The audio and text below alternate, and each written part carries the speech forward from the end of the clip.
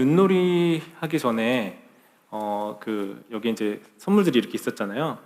선물 앞에 와서 선물을 바라보며 묵상하는 우리 청소년들하고 어른들이 계셨습니다. 저게 바로 묵상하는 거구나. 저것은 나의 것이다 라고 강렬한 사랑의 눈빛으로 바라보시던 분들이 신기하게 그대로 가져가는 걸 봤어요. 지난주에 이 윷놀이는 우리 장년부와 청년부들이 완승을 해버렸습니다. 그래서 1, 2위로 원하던 걸 다 가져갔는데 제가 그게 이렇게 겹치는 거예요. 그 선물을 묵상하고 믿음은 바라보는 것도 실상이구나 라는 것을 볼 수 있었습니다. 던지는 족족 윷이 나오더라고요. 그래서 굉장했습니다. 여러분, 이제 우리 남선교회에서 선물 잘 준비해 주시고 선물 준비할 때 이렇게 잘 도와주셔서 좋은 선물들을 받아갈 수 있었는데요. 근데 제가 이제 지난주 책을 보다가 어떤 목사님의 한 일화를 재밌게 더 보게 됐어요. 이런 경험이 있으니까. 그 목사님 얘기를 들어보니까 어디 수련회 강사로 가신 거예요. 수련회 강사로 갔더니 이제 수련회 말미에 어떤 연극제 같은 거 하잖아요. 성극을 하고 그 성극을 발표하면서 1, 2, 3등을 정한 거예요. 3등 시상을 하는데 이제 상을 딱 준비해서 주는데 3등 시상하는데 어떻게 돼 있었냐면 3등 상품에 이제 카드가 영적 능력을 갖추십시오라는 카드에 상품이 딱 들어있던 거예요. 3등을 전해줬습니다. 상품이 뭐 들어있었을까요, 여러분? 여러분 기대하는 게 있죠? 기대하는 게 있으실 거예요. 그 기대했던 것들과 다르게 그 상을 딱 열어봤더니 사도행전 1도권이 들어있었던 거예요. 다 실망을 하는 눈빛이었습니다. 그래서 2등 좀 기대를 했겠죠. 2등부터 뭔가 진짜가 있겠지 했는데 2등 상품에는 축복이라는 카드가 있어요. 더 기대가 되잖아요. 그 축복 카드 안에 40일 기도권이 들어가 있던 거예요. 뭐야 하면서 다 표정이 너무 다 실망하더래요. 그래서 이제 1등은 그래도 상품권이라도 좀 잘 들어있지 않을까 하면서 이제 너무 기대를 한 거예요. 그 기대하는 마음에 이제 딱 열어봤는데 뭐가 나왔어요? 1등의 카드에는 역시 1등답게 그 카드 이름이 황금 열쇠. 기대되잖아요. 그 기도 안에는 부엌, 설거지, 봉사권이 들어있고 사람들 표정이 숨길 수가 없더래요. 너무 실망해서 그 표정에 실망한 표정이 가득한 걸 보았다라는 거죠. 근데 여러분, 이제 왜 그렇게 실망했을까? 왜냐하면 기대한 게 있잖아요. 기대한 대로 상품이 있을 거라는 그 기대가 이게 예상대로 안 되었으니까 당연히 실망했을 것이다 라는 생각도 들면서 또 한 가지, 우리의 보상이라고 하는 선물이라고 하는 것 잘 생각해 보세요. 어디에 다 주목되어 있어요? 물질적 보상에 다 주목되어 있다. 우리의 우선의 시선은 어디에 가 있냐면 다 물질에 우선이 가 있다라는 걸 생각해 볼 수 있습니다. 보상의 방식은 내가 원하는 대로 원하는 때에 이루어져야 되는데 그 내가 원하는 것이 원하는 때에 이루어지는 게 뭐예요? 다 물질적인 거잖아요. 그러니까 우리가 이 물질적인 세상을 살다 보니까 신앙생활에서 우리가 연극을 하고 하나님의 이름을 높이고 어떤 것들을 형상화해서 이렇게 연극을 잘해서 상을 받는데 뭘 받는다 생각하냐면 물질적인 보상이 와야 내가 만족을 한다라고 느끼는 거죠. 물질적 보상 받는 그 자체가 문제는 아니겠지만요, 오롯이 우리의 기준이 어디에 가 있는 거예요? 다 물질적인 것으로 환원되어가 있는 겁니다. 그러다 보니 우리의 상급, 우리의 보상, 우리가 누릴 수 있는 복의 포커스가 다 물질적인 것이어야만 된다라고 결론이 나 있다는 거죠. 그러다 보니 어떤 영적인 좋은 선물과 상품이 주어져도 뭐야 시시하네 하면서 생각하게 된 것은 아닌가 싶습니다. 지난주 이제 아내랑 제가 이런저런 신앙적인 얘기를 나누다가 우리의 신앙생활이 남들에게 보여지기 위한 것이 많지 않나라는 얘기들 좀 하게 됐어요. 심지어 자기 자신도 속이는 거예요. 남들에게 보여지기 위해서 속이다 보니까 자기 자신도 속이게 되는 거죠. 그러면서 자연스럽게 아웃풋이 뭐가 나오냐면 그럴듯한 신앙 언어와 표현들은 잘 나와요. 예수님을 빙자한, 신앙을 빙자한 표현들은 굉장히 잘하는데 실제로 우리의 삶을 관통해 들어가는 하나님의 말씀과 내 삶을 변화시키는 말씀이 아니라 그냥 내 입으로, 말로, 내 행위나 보여지는 것에 괜찮은 그런 신앙생활을 하고 있기가 참 쉽다. 싶다라는 생각을 했습니다. 오늘 우리 마음 안에 우리 교회 신앙생활 하면서요, 교회 와서 그래서 마음이 불편해지는 일이 좀 필요해요.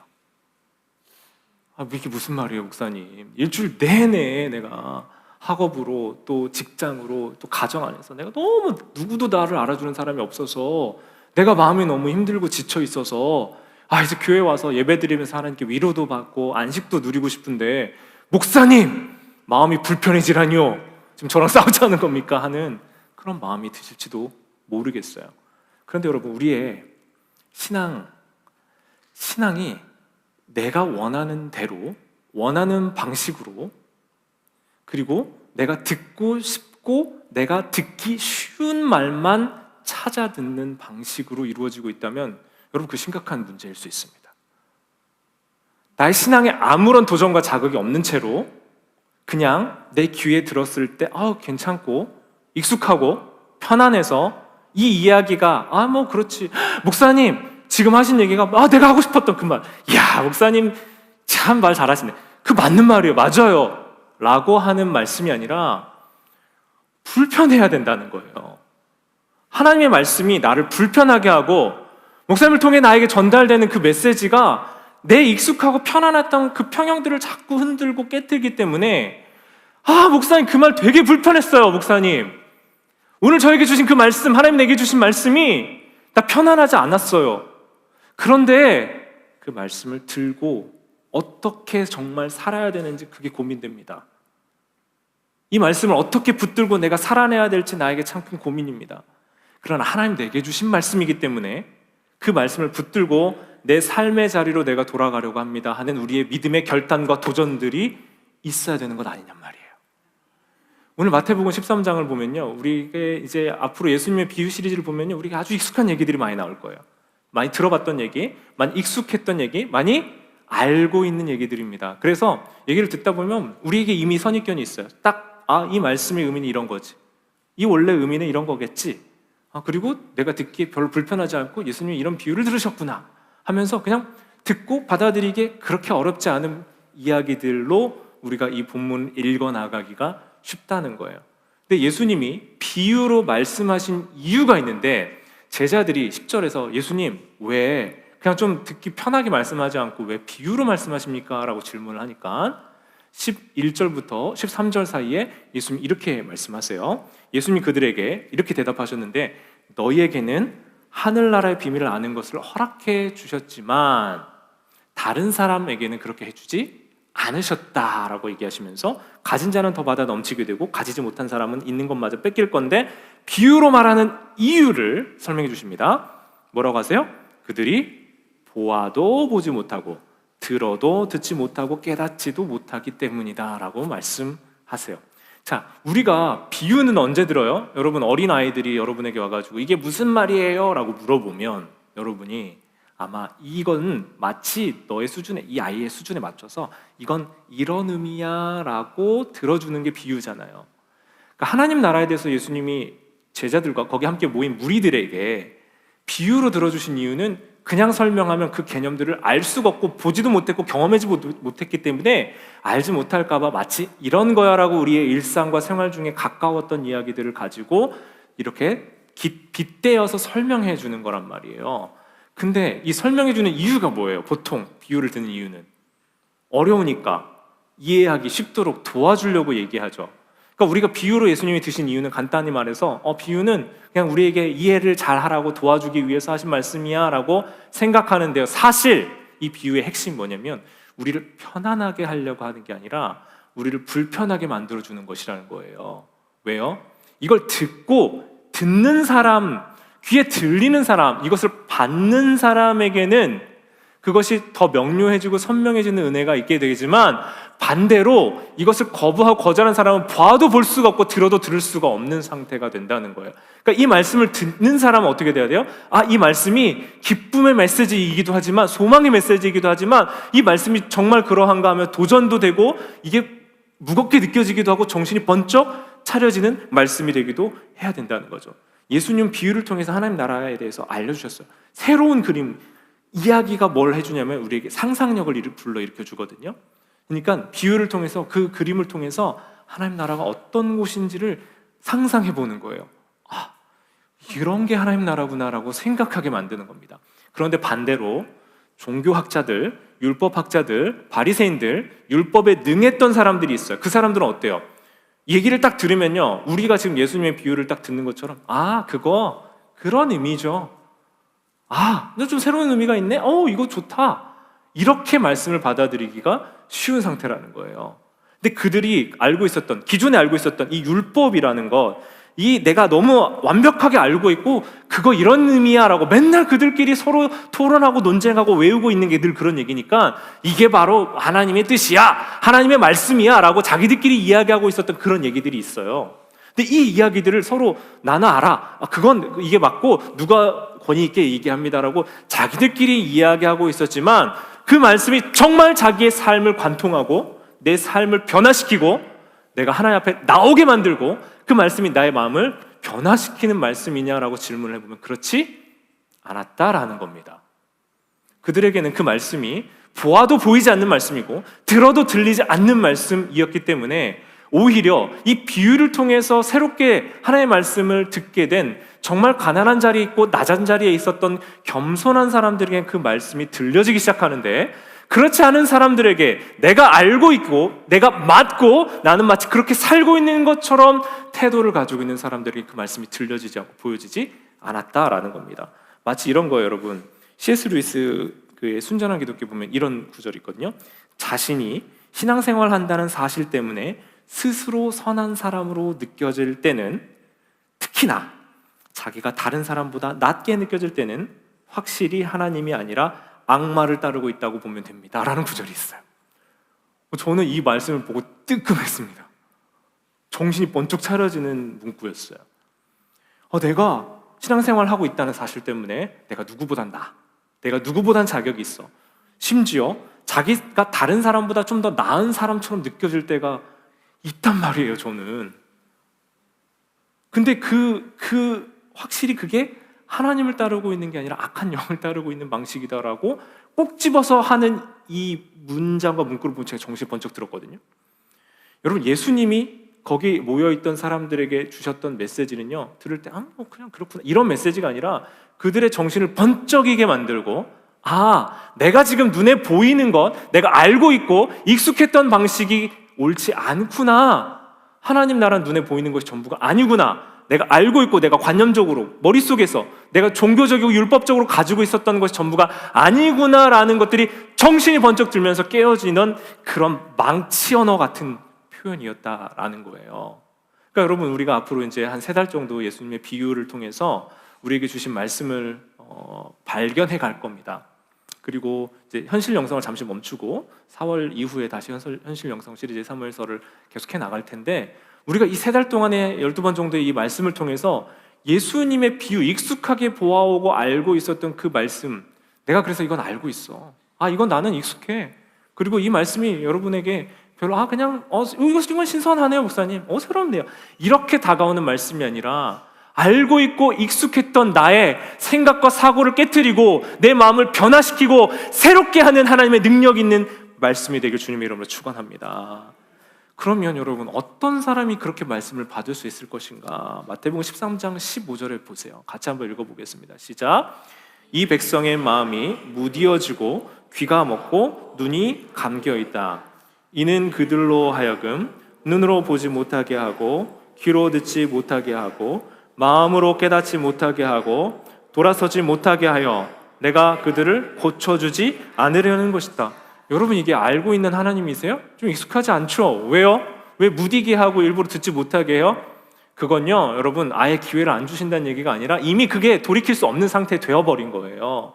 그걸 완악해졌다라는 표현을 하고 개역개정의 표현이 완악하다라는 표현이 나와 있는데요, 마태복음 13장의 문제, 이 그들의 마음이 무디어지고 귀가 먹고 눈이 감겨있다, 이 말은 이미 이 회개 불가능의 상태, 완악의 상태에 빠져 있다라는 거예요. 그러니까 귀가 듣기에 둔하고 눈은 아예 감겨진 상태라는 거예요. 눈으로 보고 있다가 다 보는 게 아니고 귀로 듣고 있다고 다 듣는 게 아니라 이미 나는 맞아, 나는 옳아, 나는 틀리지 않았어 라고 생각하고 있는 겁니다. 여러분, 저는 이제 리고레 목사님의 겸손은 나를 낮게 여기는 게 아니라 남을 더 나은 사람으로 여기는 것이라는 표현도 했지만요, 여러분, 겸손의 정의가 여러 가지일 수 있습니다만 새롭게 또 하나 겸손을 정의해 본다면, 겸손은요, 내가 틀릴 수 있음을 인정하는 것이에요. 근데 여러분, 제가 목회를 하고 목사로 살아가다 보니까 겸손이란 게 참 어렵다, 진짜 어렵다라고 느껴요. 여러분, 겸손은 오해하기 쉽습니다. 겸손을 집사님 안녕하세요, 우리 자매님 오셨습니까? 혜미 자매님 안녕하세요, 우리 뭐 지나가는 어린이에게도 아이고 우리 어린이 친구 안녕하십니까? 이거를 우리가 겸손이라고 생각하기 쉽죠. 나의 태도, 보여지는 모습에서 그냥 꾸벅꾸벅하고 인사 잘하고 한국식 겸손의 마인드가 그런 게 우리 안에 있을 수 있다는 거죠. 근데 여러분 잘 생각해 보세요. 어떤 분이 겸손하세요. 인사도 너무 따뜻하게 해주시고 늘 겸손과 사랑과 온유로 누군가를 모두 인사를 하시고 막 네네네 하지만, 상상해 보셨어요? 그분이 어떤 일이 있어도 자기 생각과 주관을 절대 바꾸지 않는 분이에요. 말과 표현은 아주 부드럽고 따뜻하고 친절합니다. 근데 그 친절한 분이 자기 고집은 절대 바꾸지 않아요. 겸손한 분이에요? 아니에요? 아니죠. 그러니까 우리가 겉으로 보여지는 태도에서 겸손을 착각하기 쉬운데요, 진짜 겸손은요, 나이가 어떠하든 내가 가지고 있는 지위가 어떠하든 내가 틀릴 수 있다라는 걸 인정하고 받아들이는 거예요. 여러분, 이 겸손이 정말 어렵더라고요. 저도 목회자로서 저도 사람이잖아요. 당연히 하나님 앞에서 틀릴 수 있다고요. 그 틀릴 수 있음을 인정하고 받아들이는데 굉장히 힘든 과정들을 통과해야만 그걸 받아들일 수 있는 저 자신을 봅니다. 근데 여러분, 이 싸움을 하지 않으면 우리는 곧 완악하고 완고한 사람이 되어버리기 쉽다는 거예요. 어제 우리 신앙적인 대화를 어떤 우리 자매랑도 잠깐 나눴는데, 나이를 조금 먹어갈수록 더 내 생각대로 굳어지기가 너무 쉽다는 거예요. 아직 젊은데 내 그 젊었던 그 생각들이 굳어지기가 너무 쉽다는 거죠. 여러분 생각해 보세요. 난 맞아, 내가 이게 옳고 내가 하나님 앞에서 이렇게 살았어 라고 옳게 여겼던 그 내 어떤 생각과 초점들을 바꾸어서, 하나님 그게 제가 틀렸을 수도 있죠, 제가 틀렸네요 라고 하면서 진심으로 사과하고 돌이킬 수 있는 사람이십니까? 여러분은 여러분의 잘못이 있을 때 용서를 구하거나 진정으로 사과할 수 있는 그런 사람이십니까? 돌이켜서 똑같이 했던 그 일을 그렇게 같은 방식으로 하지 않을 수 있는 그런 분이십니까? 그런 사람에게는 예수님이 주시는 비유의 말씀이 들리는 줄 믿습니다. 왜 예수님의 말씀이 그 가난하고 연약한 자들에게 그렇게 소망의 말씀으로 들렸냐면, 그들은 들을 준비가 되어 있던 거예요. 내가 이렇게 잘하고 괜찮고 훌륭해서 뭐 맨날 듣던 얘기네 라고 했던 사람이 아니고요, 나는 자격이 없고 가슴을 치며 애통해했던 세리와 같은 사람이 바리새인들처럼 뻣뻣하게 나는 이렇게 11조도 하고 하나님 앞에 자랑스러운 삶을 살았습니다 라고 뻣뻣하게 서 있는 사람보다 낫다라고 예수님이 비유해 주신 이유가 그것 아니겠습니까?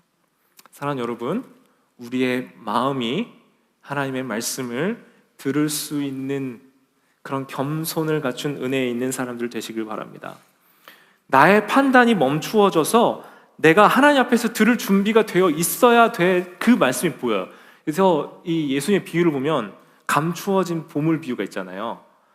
그 밭에 있는 보물을 발견해가지고 내가 내 전 재산을 다 팔아서 그 보물이 있는 그 땅을 사서 내가 나의 것으로 삼는다는 비유. 잘 생각해 보시면, 내가 열심히 뭘 하다가 막 애쓰고 막 수고해가지고 이 보물을 우와 내가 노력한 끝에 드디어 발견했네, 야 이제 이걸 사자 했던 게 아니에요. 보물은 발견되는 거예요. 내가 잘해서가 아니라고요, 내가 능력 있고 내가 열심히 해서가 아니라고요. 보물은 그냥 우리에게 보여진 거고 드러났을 뿐이에요. 근데 이 사람이 한 게 좀 특별한 게 있어요. 내가 지금까지 이 비밀과 보물을 발견하기 위해서 지금까지 내가 살아왔던 내 가치와 내 삶의 방식들을 멈추는 거예요. 그리고 나서 그 모든 것들을 비우고 돌이켜 와서 이 보물을 발견해서 이것을 나의 것으로 삼으며 기뻐한다는 거죠. 근데 우리의 경제적 논리로는 야 그래 이게 얼마나 가치 있고 좋으면 자기의 모든 재산을 팔아서 이거를 할 만큼 당연히 이 등가, 경제적인 자본주의 논리에 의하면 이 가치가 훨씬 높기 때문이라고만 우리가 생각해요. 근데 여러분 잘 생각해 보시면 그런 논리로 이야기를 하신 게 아니라 정말 귀중하고 가치 있는 것을 나의 판단을 멈추어 듣고자 하나님 앞에 선 사람들이 발견하는 게 바로 진주와 같은 거라고 말씀하시는 거예요. 내가 그냥 와 이게 경제적으로 와 좋다, 훨씬 낫다, 이것이 낫다라고 해서 경제적 가치에 의해서 팔고 사고 했던 게 아니라 내 지금 지난 모든 것들이 멈추어져요. 그리고 이것이 내 인생에 정말 가치 있고 아름다운 이 하나님 나라라는 것을 발견했기 때문에 이게 경제적으로 나에게 유익이 되지 않고 보상이 많이 되지 않더라도 이거 가치 때문에, 이게 너무 귀하기 때문에 어떤 대가를 지불하고 그것을 나의 것으로 삼는 것, 이것이 예수님의 그 진주 비유에 밝혀진 비밀이라는 거예요. 자본주의 계산법에서 저게 쓸데없는 밭을 샀네 안 샀네, 그게 아니라 진짜 귀중한 것을 발견한 사람이 누리는 기쁨을 보여주고 있는 장면이다라는 거죠. 그러니까 여러분, 이 비유를 통해서 앞으로 이제 우리가 말씀을 들어갈 때요, 예수님의 비유를 통해서 뭔가 예수님이 우리 인생의 하나님 나라의 비밀들을 여러분에게 밝히 보여주시기 시작하고 여러분의 생각을 깨트리시고 내 마음을 변화시키시고 나에게 도전하고 계신다라면 예수님이 말씀하고 있는 여러분은 복이 있는 하나님의 사람인 줄 믿습니다. 예수님 말씀하신 것 귀로 듣고 눈으로 보아 말씀을 이해할 수 있다는 그것은 우리에게 허락된 복이라는 거예요. 근데 여러분, 이 복을요 우리가 한 번 더 이제 진짜 살아내야 되는데요. 그 달라스 윌라드 책에 보면은 그 하나님의 모략이라는 책에 그 1장의 앞부분에 보면 이런 얘기가 나와요. 한 여학생이 하버드에 갔어요. 진짜 있던 얘기입니다. 하버드에 갔는데 사실은 경제적인 어떤 서포트가 되어야 하버드 다닐 수 있잖아요. 근데 경제적 가정 형편이 되게 어려웠어요. 어려운 친구다 보니까 주변에 약간 비웃음, 놀림을 좀 받았던 것 같아요. 그리고 나서 수업을 들으면서 어렵게 일하면서 이렇게 생활을 했는데 남자애들은 약간 성적인 수작도 걸고 이렇게 아슬아슬하게 선을 넘어가면서 그 여자애를 괴롭혔던 겁니다. 근데 그 중에 한 남자아이가 같은 수업을 들었어요. 도덕 윤리 과목을 수강을 했는데 수강을 하는 족족 A+가 나오는 거예요. 그 아이의 도덕적 태도나 삶의 형편은 완전히 엉망진창이었고 망가져 있는 아이였는데 같은 수업을 듣는 그 여학생보다 더 좋은 점수가 나오는 거예요. A+만 나오는 거예요. 이 여학생이 교수님한테 가서 얘기해요. 그리고 결국 자퇴합니다. 그걸 보고.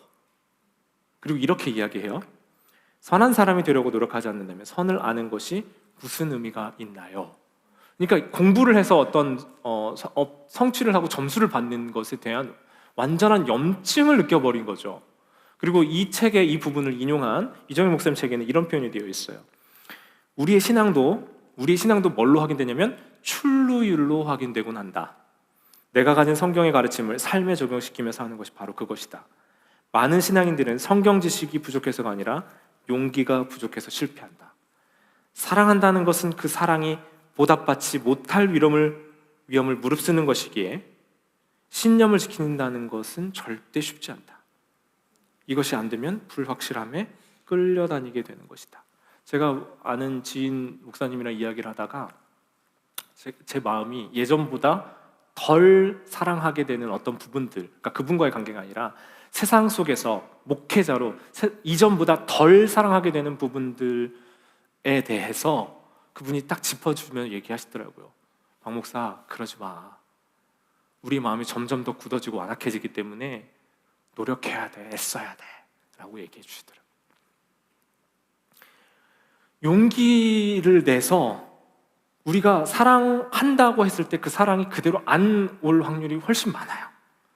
사랑을 줄 때 그 사랑이 보답이 안 될 확률이 훨씬 많아요. 자, 그러니까 그것 때문에 내 신념을 지킨다는 게 쉽지가 않은 거예요. 내가 사랑하며 살겠어요, 하나님 말씀대로 살겠어요가 어려운 이유는 그거예요. 내가 사랑하면 사랑이 다 돌아와요. 누구나 하지 않겠어요? 사랑을 살면 사랑이 돌아와야 되는데 오해가 돌아오고 미움이 돌아오고 그렇지 않은 것이 돌아오기가 쉽다는 거죠. 그러니까 신념 지키고 사는 거 어려운 일이에요. 그러니까 쉬운 선택을 합니다. 사랑하지 않는 걸 선택해요. 그게 쉬워요. 사랑하지 않고 용서하지 않는 편을 선택하기가 쉽다니까요. 훨씬 쉽지 않겠어요, 여러분? 사랑을 했을 때 올 불확실함보다 사랑을 안 했을 때 뭐 나는 기대할 게 없잖아요. 그거 확실하잖아요. 여러분, 그러다 보니 인생이 뭐라고요? 아까 그 문장 마지막 다시 띄워주실래요? 사람들이 어디에 끌려다녀요? 이게 안 되면 불확실함에 끌려다닌다는 거예요. 저는 이런 문장들을 볼 때 너무 마음에 터칭이 많이 됐어요, 여러분. 근데 이게 마음에 와 닿고 끝나기가 너무 쉬운 거 아니에요? 불편함을 감수하면서도 말씀에 순종하려는 용기가 진짜 내 안에 있는가? 그래요, 이 용기가 필요하지 하고 넘어가기가 너무 쉽지 않아요? 그냥 신앙 언어, 개념으로 개념화하고 넘어가기가 너무 쉬운 거 아닙니까? 정말 그걸 여러분의 삶에서 그 말씀이 와 닿아서 여러분의 삶을 변화시키고 내 오늘 하루의 언어, 누군가의 만남 속에서 그걸 실천하고 살아갈 수 있는 여러분이 되고 있는지를 점검하는 모든 분들 되시길 바랍니다. 그래서 여러분, 올 한 해 말씀 읽고요, 리딩 지저스로 예수님 중심으로 성경도 읽고 2월 첫째 주부터는 제가 구약 개관 수요 성경 공부를 해드릴 겁니다. 구약 이해를 못하고 어렵다고 하시는 분들이 많으니까 리딩 지저스와 함께 맞물려서 구약 개관에 대해서 안내를 해드릴 거예요. 이건 어떤 의미고 크게 이렇게 읽으셔야 됩니다라는 가이드들을 해드릴 겁니다. 그리고 교회 안에 여러 가지 제자 양육과 훈련들과 프로그램들이 많이 있을 겁니다. 그런데 예수님에 대한 비유들을 이야기하고 나누고 많은 이야기들을 하는 건 참 좋은데요, 진짜 중요한 게 있어요. 우리가 지식이 부족한 게 아니라 그 말씀을 실제로 살아내는 힘이 없어요. 말만 한다니까요, 크리스찬이라고. 가짜들이라고, 죄송하지만. 저 포함해서 여러분 다 가짜 아니냐고 질문해 보셔야 된다고요. 내 마음이 불편해지고 오늘도 칠렐레 팔렐레 그냥 말씀 들었다, 예배 들었다, 밥 먹었다, 우리 교회 좋아 하고 가는 게 아니라 정말 그 말씀이 내 삶을 변화시키고 예수님 앞에 나를 단독자로 서게 있게 하고 그 말씀 앞에 거꾸로져서 피통하고 그 사랑이 없고 진리가 내 안에 살아 숨쉬지 않는 가짜 내 모습을 보면서 애통하는 애통이 우리 안에 회복되길 소원합니다. 당시 종교 지도자들, 나는 알아. 나는 성경을 알아. 나는 이 정도로 괜찮아. 나이스해. 이 정도로 남 피해 안 주고, 이 정도 지적 능력 있고, 이 정도로 훌륭해 하고 생각했던 그 종교 지도자들의 방식이 아니라, 주님, 전 아직도 몰라요. 모릅니다. 주님, 전 여전히 틀릴 수 있습니다. 주님, 그래서 제게 말씀으로 가르쳐 주세요. 내가 이거 지식 알아가지고 누구 훈계하고 가르치는 데 쓰는 게 아니라 주님, 제가 먼저 배우게 해주세요.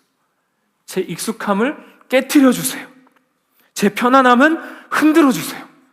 제 기준은 바꿔주세요 라고 신앙생활하고 있는 저 자신을 속이지 않게 해달라고, 그렇게 말씀 앞에 서는 예수님의 비유의 말씀을 듣는 시간이 되었으면 좋겠습니다. 이 시간 같이 기도하면서 그런 마음 앞에 하나님 앞에 섰을 때 하나님께서 우리에게 말씀을 허락해 주실 것입니다. 우리 같이 찬양하면서 기도할까요? 주님, 내가 주님께 더 가까이 가길 원합니다. 주님, 채워주십시오. 다른 그 어떤 것이 아니라 주의 사랑과 말씀으로 내 삶을 채워주십시오. 말로만 앞세우기 너무 쉽고 말로만 그리스도인인 척하기에 너무 쉬운, 아는 건 많아졌거든요. 지식은 많아졌고 정보는 접근하기 훨씬 쉬워집니다. AI에게 물어보면 성경 지식 이런 거 관련된 거 저보다 훨씬 더 잘 설명할 때도 많아요. 여러분, 이 고도화된 시대, 변화하는 시대 가운데서 우리가 절대 놓치지 않아야 될 것, 그래서 우리가 하나님 앞에서 더 인간다움, 그리스도인 다움을 더 놓치지 않아야 되는 겁니다. 주님, 나를 주님께로 더 이끌어 주십시오. 주님, 더 가까이 가게 만들어 주십시오. 가짜 그리스도인, 말만 하고 있는 그리스도인이 아니라, 종교 생활하고 있는 사람들 아니라, 나 불편하게 하는 그 말씀 붙들고, 힘들지만 그 말씀이 하나님의 말씀이기 때문에 내가 붙들고 한 주를 살아내려 합니다. 그 불편한 말씀 붙들고 내가 이 예배당을 나섭니다. 그리고 그 말씀 붙들고 내가 우리 주님과 동행하길 원합니다. 같이 그렇게 믿음의 고백을 담아 주님 먼저, 주님 가까이서 나를 이끌어 주십시오. 함께 찬양의 가사로 고백하겠습니다.